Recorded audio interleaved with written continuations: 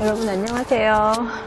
선한니치입니다. 사실은 제가 임대사업을 하면서 최근이 제일 통틀어서 제일 힘든 것 같아요.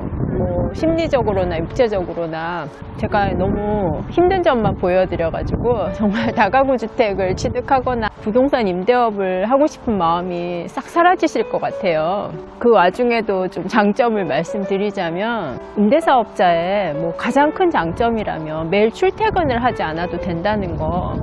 당장 바쁜 일이 끝나고 나니까 지금 오늘 같은 경우 굉장히 한가하게 집에서 집 주변에 산책하고 이렇게 쉬고 있거든요. 저는 굉장히 하드하게 일을 하는 스타일이에요. 저처럼 안 하시는 분도 굉장히 많거든요. 본인이 가서 그렇게 막 하고 그러지 않은 사람들도 제 주변에 많아요. 뭐 수익을 좀 덜 보면 된다. 굳이 그렇게 할 필요가 없다 하시는 분들도 많아요. 근데 제가 여러 번 말씀드렸지만 저는 돈도 돈인데 물론 지출을 줄이고 싶어서 그런 것도 있지만 내가 운영하는 임대주택 같은 거를 파악을 안 할 경우에 나중에 그게 돌아오더라고요, 결국. 그래서 초기부터 좀 내가 직접 몸으로 좀 때우는 스타일이라서 그렇지 저처럼 다 하지는 않아요. 그러니까 너무 걱정하지 마시고. 제가 오늘 뭐 드리고 싶은 얘기 주제는요, 금리 인하 요구권이라고 들어보셨나요? 저는 대출을 지금 3개를 쓰고 있어요. 원룸 구입할 때 냈던 그 다가구 주택 담보대출 그거 하나가 있고요. 그 아파트를 살 때 구입자금으로 낸 대출 한 가지, 그거는 이제 우리은행 1금융권에 있고요. 우리은행에 마이너스 통장이 있습니다. 그러니까 우리은행에 대출이 2개 있고, 그러니까 지역농협 제2금융권이에요. 지역농협은 거기에 대출이 또 하나 있습니다. 금리 인하 요구권이 뭐냐면요, 개인이나 기업이 대출을 쓰잖아요. 그럴 때 금융기관으로부터 신용 상태나 상환 능력에 대한 평가를 받고 대출 금리를 산정받잖아요. 그런데 그게 대출 기간 동안에 내 신용 상태나 어떤 금융 자산적인 증가가 있고 할 때 금리 인하를 요구할 수 있는 권리가 있습니다. 시중은행은 물론이고요, 저축은행, 카드사, 보험사 등에도 요구를 할 수가 있습니다.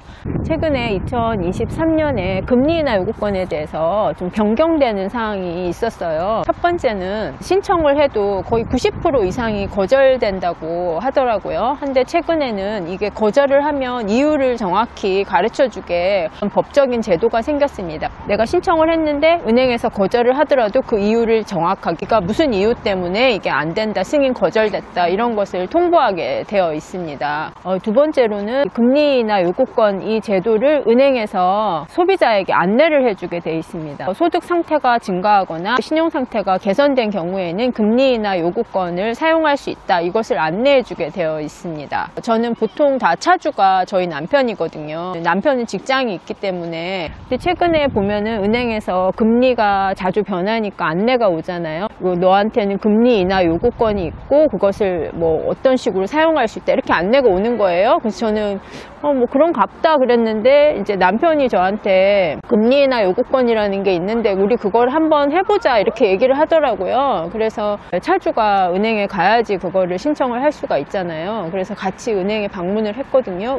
우리은행도 가고 농협도 갔습니다. 일단 가기 전에 은행에 전화를 해서 담당자한테 이렇게 물어봤거든요. 그 예전보단 꽤나 친절하게, 예전에는 무조건 뭐 그거 잘 안 될 거예요, 뭐 승진하셨어, 이런 식으로 물어보더라고요. 근데 요번엔 전화를 하니까 좀 친절하게 일단 내방을 해서 신청을 해주세요 하더라고요. 가장 가까운 곳에 지역 농협에 가서 신청을 하시면 자기네한테 다시 넘겨준다고 하더라고요. 가가지고 신청을 할 때는 뭐 별다른 아무런 서류도 준비하지 않고 본인 대출 차주가 가면 되고요. 가서 신분증 가지고 가면 신청한다는 서류를 쓰더라고요. 그거를 쓰고 대출을 했습니다. 10영업일 안에 통보를 해주게 돼 있더라고요. 어제 신청을 했으니까 10일 안에 어떤 결과가 나오겠죠. 승진을 했거나 연봉이 늘었거나 이런 부분은 전혀 없어요. 왜 했냐면은 내가 뭐 믿져야 본전이기 때문에 신청을 했고요. 뭐 농협에서 거절을 하던 말던 저는 손해볼 게 없으니까 일단 신청을 한번 해봤습니다.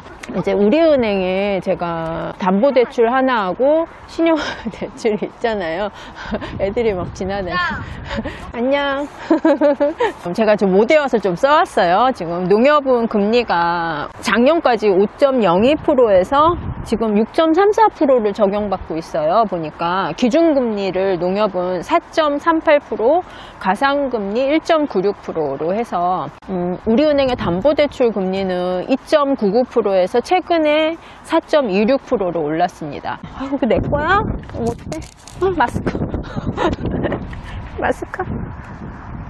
우리은행의 마이너스 통장은 4.54%였는데 최근에 6.68%가 됐습니다. 마이너스 통장 금리가 제일 높아요. 6.68%이고 그 다음이 농협금리 6.34%이고 제일 낮은 게 우리은행의 담보대출 4.26%이거든요. 우리은행의 담보대출 4.26%는 뭐 더 내려달라고 할 것도 없고 통하지도 않을 것 같고 해서 마이너스 통장 금리에 대해서 가서 이제 담당자한테 물어봤어요. 결론은 신청을 안 받아주더라고요. 우리은행 내부 자료를 출력을 해가지고 보면서 상담을 하더라고요. 근데 달라고 하니까 주지는 않더라고요. 저희 남편 직장 그런 단체로 그 대출 통장을 만들었던 PPL 무슨 상품이라고 하더라고요. 그때 당시엔 기준금리도 낮았고 가상금리도 1%대가 적용이 됐더라고요. 지금 2.7%예요. 가상금리는 개인마다 다른 거 아시죠? 어떤 위험성이 높은 경우는 가상금리가 더 올라가고 또 안정적인 고객이라고 자기네가 생각하는 경우 가상금리가 낮습니다. 근데 이게 조금 올라가더라고요. 근데 좀 저희는 이해가 안 되는 게 직장을 옮긴 것도 아니고 뭐 연봉이 떨어진 것도 아니고 똑같은 조건 우리는 유지를 했는데 왜 가상금리가 올라가느냐 했더니 직원들 전용으로 나온 그 PPL이라는 상품이라서 금리나 요금권은 해당이 안 돼요. 금리가 딱 그 픽스돼 있거든요. 금리 우대 트래킹에서 금리 우대 항목이 있잖아요. 그게 뭐 여러 가지 걸려 있는 거 있죠. 그게 한 번씩 빠져버리면 이게 금리가 조정해서 올라가거든요. 이때도 또 금리 트래킹이 걸렸네. 이게 트래킹이라 되는 건 지금 금리 우대 요건을 충족 못해서 오른 거거든요. 내부 자료를 보여주는데 가상금리를 책정을 해놓고 우대 실적이 있는 경우에는 가상금리를 좀 내려주는데 우리가 최초에는 우대 실적을 풀로 다 받았어요. 받을 수 있는 만큼. 그게 어떤 게 들어가냐면 급여이체, 카드 사용, 청약저축에 대한 자동이체 하라는 대로 다 했어요. 그랬더니 우대금리를 뭐 1점 몇 프로 적용을 해가지고 최대로 싸게 이렇게 받았었거든요. 근데 중간중간에 그런 조건을 충족하지 못했을 때 이게 금리가 가산이 막 되더라고요. 금리가 막 올라간 적이 있더라고요. 약정한 거를 계속 유지를 했는데 왜 금리가 올라갔느냐 그랬더니 신용카드를 단순히 유지하는 게 아니고 매달 일정 금액 이상을 써야 된대요. 저는 그거를 몰랐고 또 신용카드를 사용하지 않는 주의거든요. 저는 체크카드로 모든 거를 사용하고 신용카드 사용 금액이 일정 금액을 충족하지 않으니까 그 우대 금리를 적용을 안 하고 올렸더라고요. 그래서 참 좀 짜증이 나고 은행의 그런 행태 6% 초반이라고 하더라고요. 지금 다시 마통을 만들면. 그래서 다시 만들 걸 권유를 하는데 제가 거기서 잠깐 그건 안 된다. 저희가 한도가 1억 5천인데 그 정도가 나오지 않을 것 같은 거예요. 왜냐하면 그때 당시에는 기준이 좀 낮았단 말이에요. 이걸 없애고 만들어야 되는데 만약 없앴다가 그 돈이 그만큼 1억 5천만큼 한도가 안 나오면 그런 위험을 감수할 수는 없다고 생각했어요. 그래서 없애는 건 안 되고 지금 마이너스 통장이 조건이 그렇게 좋진 않은데 결론은 신용카드를 좀 쓰는 걸로 어쩔 수 없는 거예요. 우대금리를 받기 위해서. 여러분도 이거 한번 검토해 보시고 은행 담당자한테도 전화해 보시고 신청할 만하면 한번 해보세요. 이게 뭐 손해볼 게 없잖아요. 조절이 된다고 해서.